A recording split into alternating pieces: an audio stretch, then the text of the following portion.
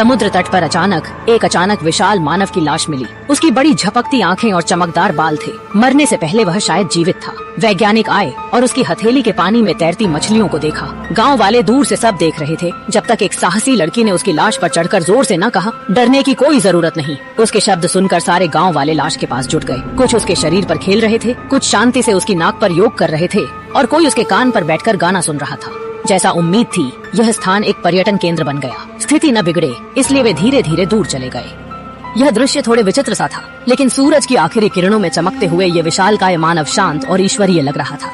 सुनहरी रोशनी में उसका शरीर लिपटा हुआ प्रतीत हो रहा था और उसका जीवन से भरा चेहरा अब गहरी शांति का अनुभव कर रहा था। ऐसा लग रहा था मानो वह सब कुछ स्वीकार कर रहा हो। बूढ़े आदमी ने चिंतित होकर सोचा कि इस विचित्र दृश्य का छोटे गाँव पर क्या असर पड़ सकता है। 3 दिन बाद जब उन्होंने समुद्र तट का दौरा किया तो दृश्य पूरी तरह बदल चुका था। अब विशालकाय मानव न तो रहस्यमयी था और न ही आकर्षक। शुरुआत का उत्साह खत्म हो चुका था और यह स्थान उबाऊ नजर आने लगा। कुछ बच्चे उसके शरीर पर खेलते देखे गए। मजदूर इसका अंग काटने की योजना बनाने लगे। अगले दिन सुबह बूढ़ा समुद्र तट पर गया। जैसा अनुमान था, लोग गायब थे। केवल एक लड़की विशालकाय के कान पर बैठकर वीडियो देखने में खोई हुई थी। 5 दिन बीत चुके थे।